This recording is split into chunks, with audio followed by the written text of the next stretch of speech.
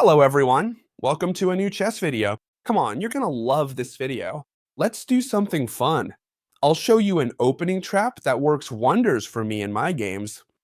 I'm gonna show you several different variations right now, so you know exactly how to react if your opponent doesn't respond exactly as you originally planned, and then we'll test it out in a real online game to see if our opponents actually fall for it. Well, very simple. Let's get down to business without wasting time.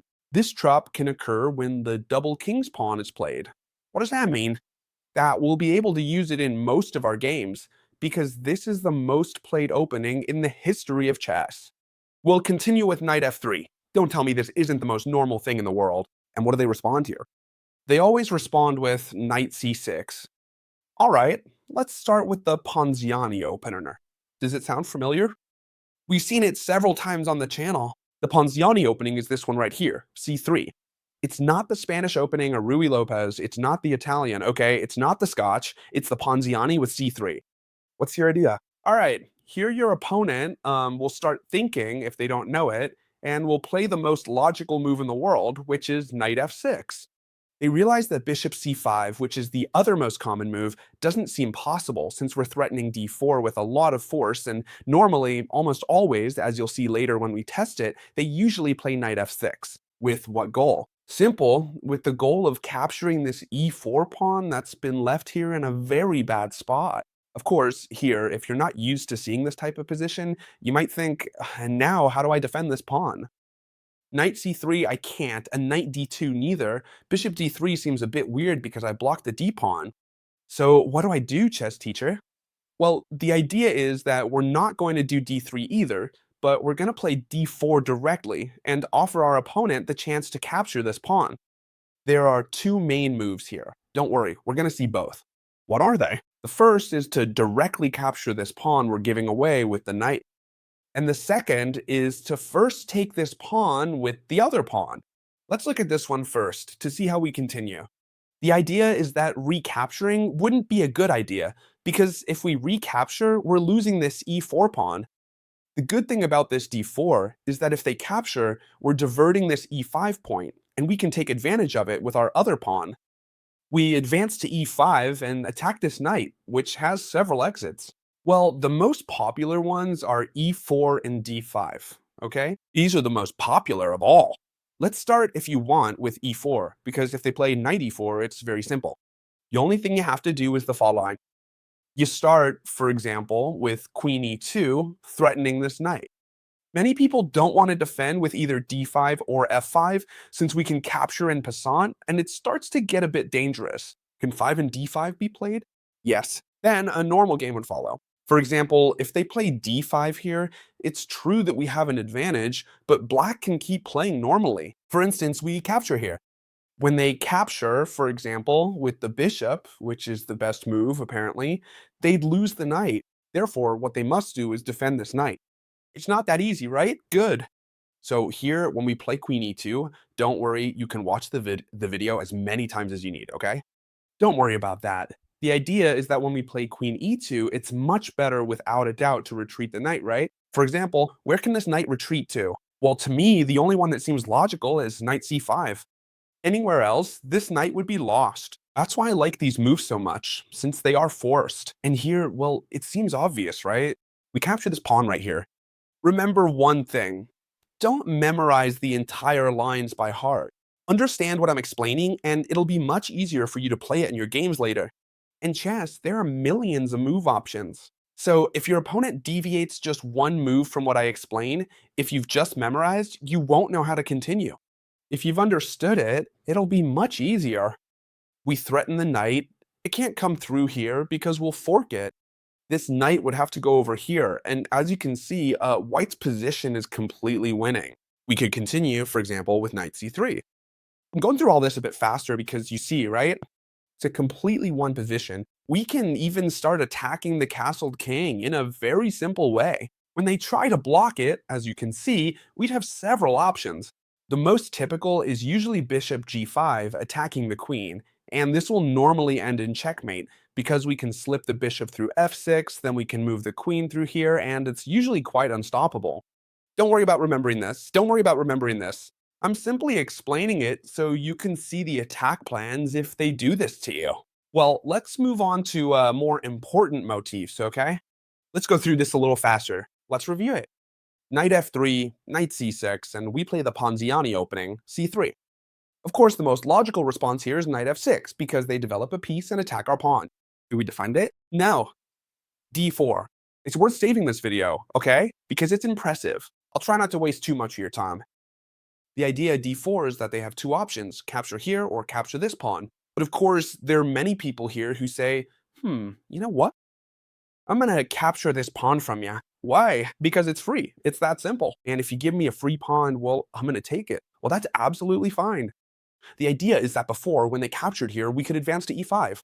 Now, when they capture on e4, it's the d pawn that advances. The idea is to have the initiative and start attacking their pieces with our central pawns.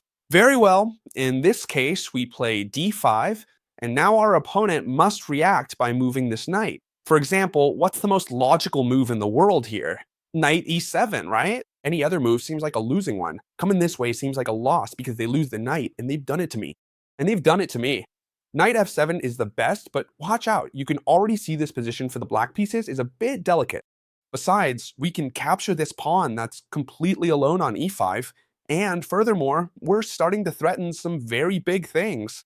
You know what the most common move is here? By far for the black pieces? I'm sure many of you agree. d6. It threatens the knight. It wants to develop the bishop. And do you know that this is a mistake? A pretty serious mistake? Pay attention. Bishop b5. What a wonderful move, right? What's the idea? Now this king can't go anywhere. He can't block with the bishop because we'd simply capture with our bishop. Bishop takes d7 check, and they'd have to give up the queen. So they can't block with the bishop or the queen because they'd just be giving it away. There's only one possible move, which is c6. And now, how should we continue? All of this is forced. Look how simple it is, huh? All they've done is capture the pawn on e5. Very well. So now we must capture, remember this well, with the pawn. Very important because this is the real threat. Once captured, we threaten several things. Advancing with check and capturing here with check as well. And it's impossible to stop it all. For example, if they want to stop the check, the only thing they can do is place the bishop here, but it would be lost. What's the most common move here after pawn takes pawn? Well, two things. Either try to capture this pawn with the knight, or try to capture it with the pawn. It wouldn't be possible, for example, queen c7 because we capture with check and win the rook, right? So here, the only possible moves are capturing with the knight and capturing with the pawn. If they capture with the knight, this is extremely simple, right? I'm sure you're all seeing it already. Simply, knight takes, pawn takes, and bishop takes gives check and eats the rook. Therefore, a completely free rook. Super easy. And if it's taken with the pawn, then this is also extremely easy. All we have to do is capture with the knight just the same. You see it, right? They can do several things. They can capture with the knight or not. If they capture with the knight, check, I take the wreck. And if they come with queen b6, which I see a lot, threatening the knight and threatening the bishop, this is very interesting and you must know how to react. The correct move is pay attention, okay?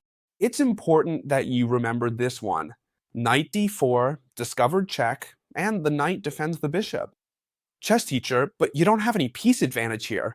Correct. We only have a one pawn advantage, but the position is completely winning. For example, they can't block with bishop d7 here. This would already be a mistake, even if it seems quite normal. Why? Because after bishop takes and king takes, not only do we have a one pawn advantage, but this king is in the center of the board without pawn protection. And we'll castle, place the rook on e1, and it's super simple to win. Y'all think if they do this to you, you're going to win the game for sure. So here the best move, even if it doesn't look like it, is to move the king, okay? I'm telling you, right? If they play the normal bishop d7, you capture a castle, and this game is an easy win, you'll see. Well, it's never an easy win, but it's quite simple because you have a huge space advantage of a pawn, and on top of that, the king is in the center, like Superman, right? So candidate, how should we react if they play the correct move? We're still completely winning, and there's no rush. Sometimes you want to finish games too quickly, and there's no rush. Here, for example, the move knight d2 threatening knight c4, where I come to attack the queen, I come to attack this point, it already starts to be completely lethal. For example, if they play, I'm just making this up, bishop b7, we could continue, I'm thinking, with knight takes knight, bishop takes, and now how would you continue? Come on, think of a move. Let's see if you come up with the same one as me. Well, there are many here. Bishop e3, attacking a queen, castling to place the rook on this file, queen e2. There really are many moves, probably bishop f4. All of them are completely winning. But let's do something. Let's play an online game to see how real people play this. And that way, I'll explain what I'm doing during the game and what I'm thinking, so you can replicate it in your games. Let's go. Well, the time has come to play the online game. Let's see if they play the double king's pawn. Good, finally. I'm not gonna lie, this isn't the first game I've played. It's actually the third, because in the first one they played the Sicilian, and in the second one I had the black pieces. Let's see if it works here. I'm gonna play the Ponziani gamut here, which is what we've seen, this c3. Okay, they play knight f6, the most common move. In fact, this move right here is the most common because it directly attacks this d4 point. Do you remember what we should play? Exactly, d4. They have two options here, right? We've seen it, two main options.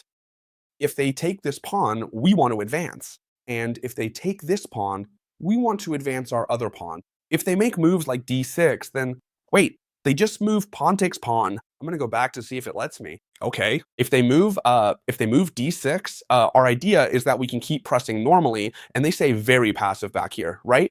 Well, our opponent has played pawn takes pawn. Come on, and now you know the idea, right? Move to e5, attacking this knight, which has several options. We've covered knight d5 in the video, and we've covered knight e4. Let's see where the knight moves. Well, they move it perfectly. Knight g4. We haven't seen this in the video, and it's perfect for me because that way I can explain it to you. What do they threaten us with? This pawn here with two little horses, right? With two knights. So we recover the central pawn while defending it. Now we have a huge space advantage in the center. Well, that's why I think my opponent reacts quickly with this d5 move so as not to be left completely alone in the center. For now, what I'm gonna do is kick out this knight with h3. It has no good squares. It has to go to h6 indeed. And I won't take long to eliminate it. Why? Because that way I take advantage of the weak pawn structure my opponent is creating. Look closely. These two pawns on h are weak. I'll be able to attack them whenever I want. This pawn on f7 is also weak. And so for now, we have a strategic advantage. Come on, what I'm going to do here without overcomplicating things is develop the pieces naturally. What was I telling you? Do you remember? Sometimes tactics don't win games on their own, right? And we have to start thinking. Our position's very good. We have the center, good development, and our opponent has some very poorly placed pawns. He plays bishop f5. It seems like a good move because it blocks this whole diagonal for us. And so I think what I'm gonna do is also develop this bishop. I'm thinking between developing it on d3, but it seems a bit better, right? I think to put it here on b5, putting pressure on this knight. If he doesn't want to double pawns, he has to go back with the bishop to d7.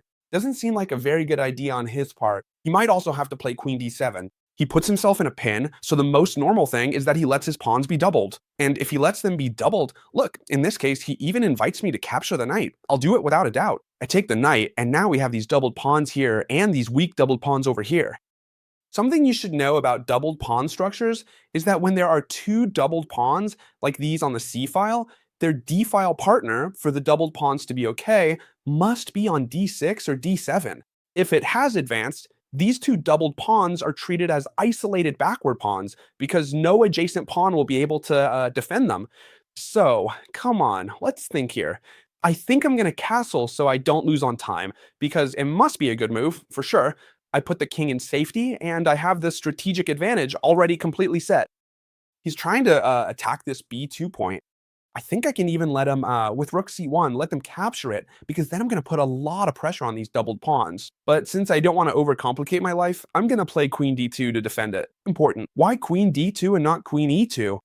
Well, queen c2 is obviously out because the bishop is there, right? Why? Because I prefer to place queen d2 while defending this point, while attacking this h6 point. Therefore, this bishop can no longer move, and I also place it on dark squares, since this bishop is attacking all the light squares. Look, watch out, he moved the bishop. This is typical, right? When there are so many poorly placed pawns, it's practically inevitable that one will fall. Therefore, I think without further delay, I'm gonna capture it. okay? And let's see how my opponent reacts now, if he expected it or not, or if he just blundered it, which could also completely be the case. If you like me doing it this way, huh? That we then try an online game and I explain it to you, leave me a big like. It's the only way I know that you like these videos. My Okay, he moved bishop to g6. Well, this move doesn't seem good at all because he's losing a tempo, and especially because I thought he'd put the rook on g to attack this file here, putting pressure on my king. So I think he's helping me here, and my ideas right now are to put a rook on e1, one of the two, right? And then break on e6, right? But I'm seeing now that I can break directly on e6 and then put a lot of pressure with the rooks. Okay, I'm gonna do it. I'm gonna play e6 first. Come on, let's play e6. Let's see if something happens. The idea is that, well, he should capture, right? Because if he does anything else, either I capture you or I'll be better off for sure, I think, right? So he has to capture. Once he captures, what's my friend? He captures. I'll put a rook on the e-file. Which one? Since this rook attacks me, I'll use the one doing nothing for now. Maybe I'd prefer the other, but I'll place this one. Let's go. I'm pressing the pawn. The idea is that this pawn can never advance. It's a backward pawn, easy to attack, because since we don't have our pawn, we can attack it head on, and this is very important. So it can't be traded, so to speak. The idea is that now he should play bishop f7, right? Or he should play queen d7, something to defend, but it's just not enough, because then I can double rooks, I can do a lot of things. Now I could even sneak in with the queen through here. I think that would be a good move. Well, I don't like it much, because then they play rook g8, and even if I win a pawn, this rook stays very active. Therefore, I'm gonna do, I think, let's see, I can't do knight g4 because I lose it, right? Well, I'll just double rooks, right? Either rook e3 or rook e2, and I double rooks and keep pressing here. And a typical plan could also be knight f4 and knight c5, right? To keep pressing this point here, I'm gonna place the rook on e2 because that way I can double up, and on top of that, I defend this pawn, which since he hasn't taken it, well, look, I defend it, and that's that, right? Well, he plays c5. I hadn't calculated that, to be honest. Let's see, let me think. If I capture, bishop takes, then I put the rook from A to e1. Look, you know why? I think the best thing here, I don't know if I think the best thing will be to ignore everything and put the rook in. Why? Because if he captures me, which he does, I'm going to recapture with the knight, and now this knight is pressing this point, and this point can no longer be defended in any way. See? He tries to defend it with the queen. Well, I think what he's defending instead is this knight c6 that was giving him a fork here on queen and rook, because he can't defend this point. I'm going to capture it now with the knight, and he can't do anything anymore. He captures here and now. Well, practically, I think he can resign now, right? The two doubled rooks are gonna capture this bishop. Rook takes bishop, check, and I'm gonna take the rook. So the most prudent thing on his part is even to move the queen away and let himself be captured here. And this will probably end in checkmate very, very soon. Coming in with the queen here, even with the knight. So let's wait and see what my opponent plays here. If he resigns, if he plays, or if he doesn't. And then let's see what he does. Well, since I see he's not doing anything, I think I'm gonna start wrapping up the video. If he plays, I'll finish the game, and if not, well, we'll end the video here, because this game is completely won. So let me know in the comments if you like this type of video, where I first explain how to do it, and then show you in an online game. Playing real time. Stay tuned, especially because this week something very big is coming out that will surprise you and help you a lot. It really is gonna surprise you. So if you don't want to miss it, my recommendation is that you subscribe to the channel's official newsletter, where I send an email every Sunday with information, with additional classes, completely free of charge, okay? I'm going to leave it right down here in the description. I understand that most of you, if you're interested, are already subscribed to the newsletter, but just in case there's someone who missed it, subscribe down here in the description. Well, this guy is thinking to see if I leave or if I get nervous so that his time runs out. So I'm going to leave the video here. I hope you loved it, and we'll see each other tomorrow, as always, in the next new video, friends. Goodbye.